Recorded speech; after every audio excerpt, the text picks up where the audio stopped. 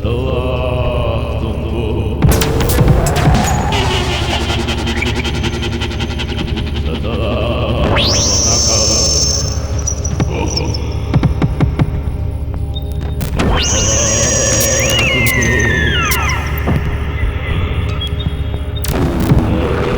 setelah menakal.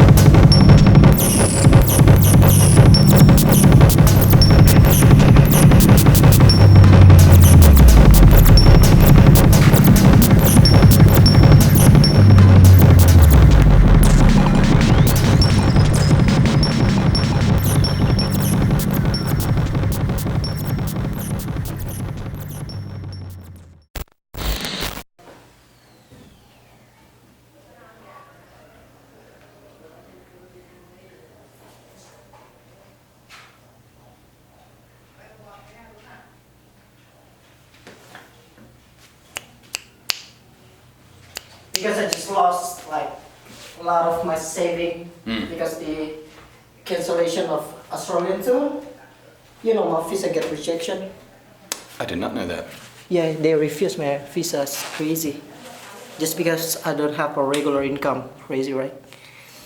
It's like 20 pages of question and then so many filing stuff and still not get through. That's crazy. That's well, like, crazy. what visa did you apply for? Visa. Like tourist or? Yeah, like, it's a tourist or because musician? I'm not that kind of well paid. So I just need to tourist because people doing that all the time.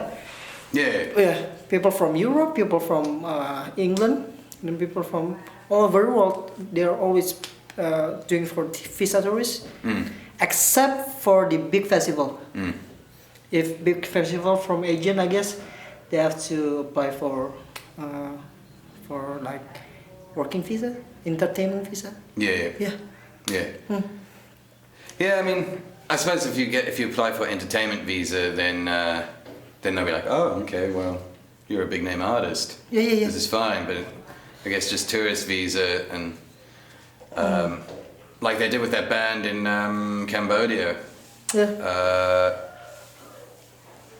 They see where you're coming from. They go, no, not you, and you go, hey man, your country's not that great. I don't know. They said that. No, well that's just how I think. But like, so the band from Cambodia was gonna go play Wacken, like that massive heavy metal festival there. Okay. Oh yeah, in Wacken in Germany. Yeah. And they applied to go play. Then I think they had to get their visa. Germany said no. You're from a poor country. Like, you know, they were just scared that they were going to stay. Yeah. And you mean like black immigrant? Yeah. Like But then like the following year, they managed to go play. Yeah. So there's a little video of that I shared on my page. It's really cool because like obviously in the beginning you're like, oh no, damn you, and then they let them in and I was like, oh nice, it's what you want to hear. So I mean maybe next year, or maybe later in the year you can try again. Oh no way, man, it hurts. Yeah, I'm letting down my agents because I've had 2 booking agents, and then there's a few venues already set up and everything. So, yeah. Oh my god. Lifestyle of the rich and famous, eh? Stress out. Yeah. Well, for the viewers at home, would you like to just introduce yourself? I mean, you can say it to the camera, like you can say it to me. Okay. If you want to break like the fourth wall, you can say it right to the camera. Then weird people out, you're like, oh my god. And then yeah, I'll just cut that and put it in the front. Okay. Okay. Straight to the camera. If you want, yeah. Okay. Hello, my name is Tesla Manaf. I'm playing as Kuntari. I'm a musician, producer, and composer. Is it good? Cool. Okay. That'll be good. How did you start making music? Starting for a really early age, like 9, I guess. Yeah. Starting with the classical guitar, because my father also a composer, but he not continue the music career. Yeah. So I don't know. Start with guitar, and then focus on classical like 10 years after that, and then move starting to play jazz, Yeah. and then world music kind of stuff, and then starting experimental on 2013, I guess. Yeah, 2013. Like it already 7 years in this. Yeah, in this scene. Because I did see some of your videos online, and it was the jazz stuff, and it was really impressive. Thanks, man. And that's where I was like, oh my god, because not everybody can play jazz. Yeah. You know, it's quite difficult, I think, to really get into it. Yeah. But like, did you find that playing jazz helped you to get into the experimental? Yeah, of course, I guess, because I heard a lot of Anthony Braxton. You know Anthony Braxton? He's a saxophone player, but he also do a lot of experimental composing with the graphic scores, something. So, and then I start with classical, of course, and then my father used to listen to me Giorgi Ligeti and Karl-Heinz Stockhausen, stuff like that. And then jazz is getting me a better sense of improvisation. Yeah. So when I hold my instruments, I already know what I'm doing, because not just like reading the composition and reading the score, but just do with the flow and then just jamming. That's cool.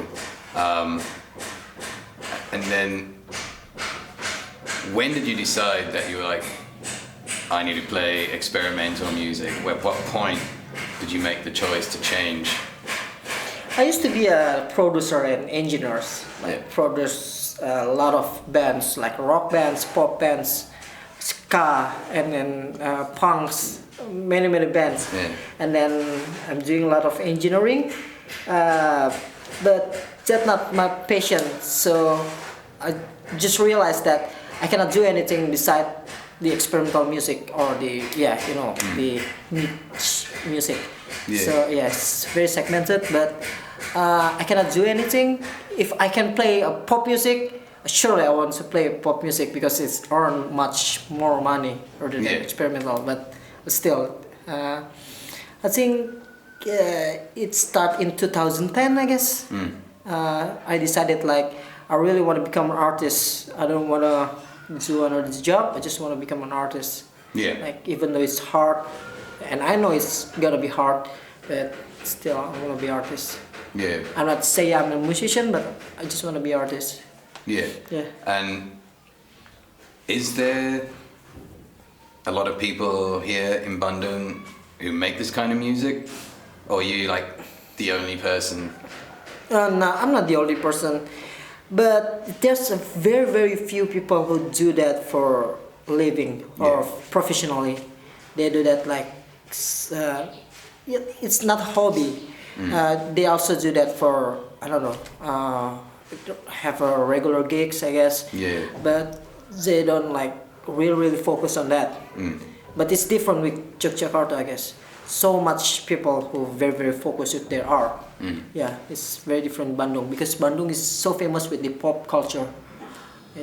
So many popular artists, popular music, popular architecture, popular designs from Bandung. and then it's spread all over Indonesia. All right. Yeah. But if you talk about real art and real experimental artists, of course we have to talk about Yogyakarta because we there have so many crazy people in there.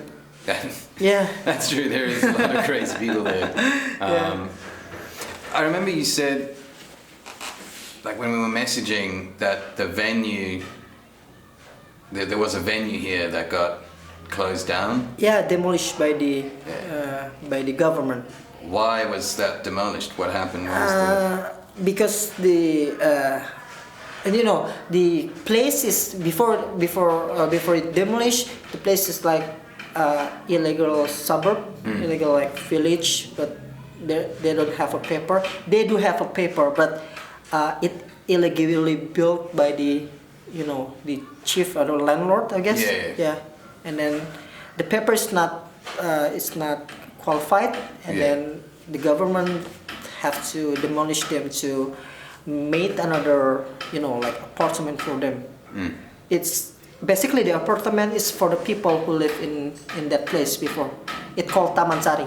Yeah. Okay. The people in Taman Sari, the government made the apartment for the people, Taman Sari people, but they already comfort with their own house and everything.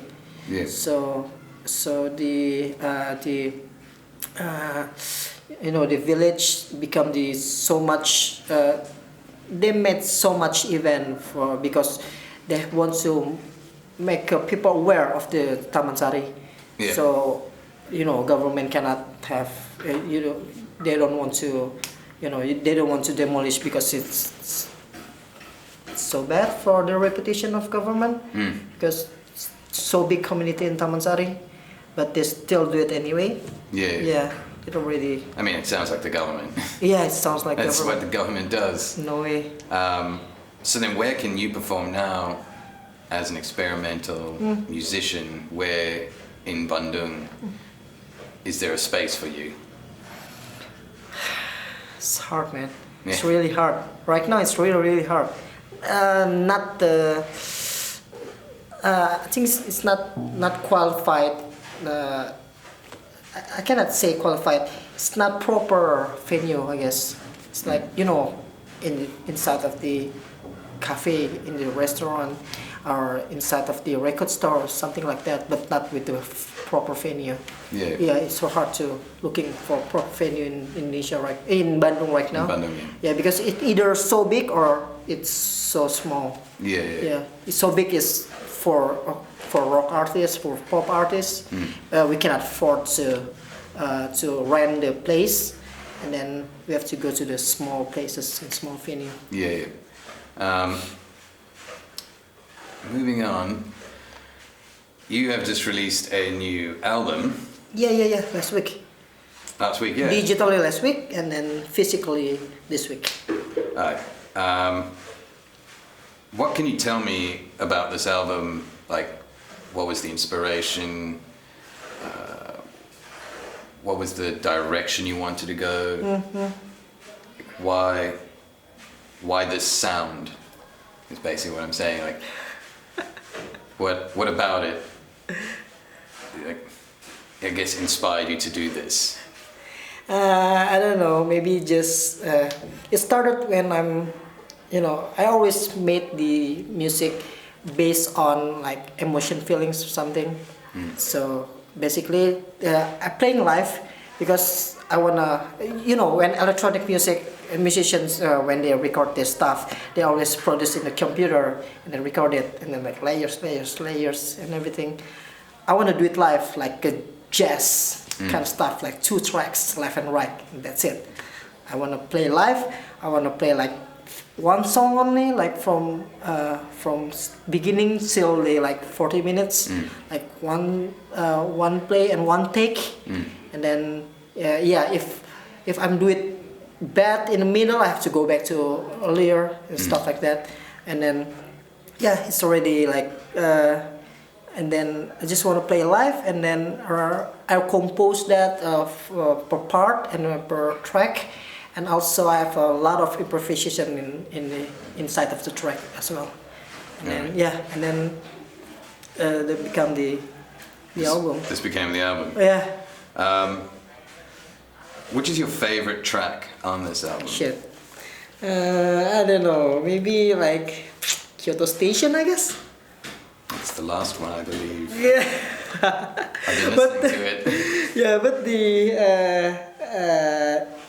I guess the eerily also eerily.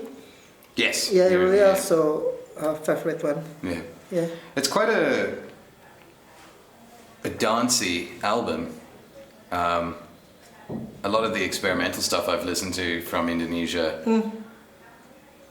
can be like very experimental, where you can't just put it on and listen to it because it's gonna be like harsh noise and just weird stuff. But like when I started listening to this, I was like, this is very like you could have this in a club. Yeah.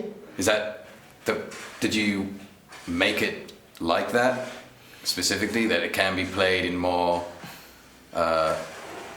normal venues? I never thought about that for playing in normal venues, but I don't know where, because it's very new and I'm not because it's just like a week after and the response is quite good, but I don't know in the future I'm playing the venue or because the concept of kuntari is Kunta itself is to combine two different artists in different discipline, even in music or in sports or in I don't know, in everywhere. Just combine and then we jamming. We never met before. And then we just combine it in stage and then doing a conversation with our medium. And then just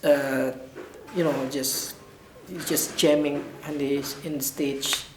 I cannot say jamming, but having a conversation on the stage, and then that's it. But right now in this album, I'm not doing that. I'm doing like a fixed composition, not that fixed, but having a composition. So a general idea. Yeah, exactly, general idea of how it's going. Cool. Are you going to be touring this album? Yeah, Australia but except Australia. Yeah, and I guess UK in March. All right. Yeah, I'm going to play in London, of course, but I'm still looking for possibilities in other cities also. Yeah. And then any tour dates in Asia? Not really. Having a few gigs here and there. But it's not like tour. And where do you want to go in the future with your experimental music? Like, do you want to, like, I don't know, get more tribal with it, or do you want to get more spacey? Like, which direction are you thinking of moving in? Honestly, I really don't know.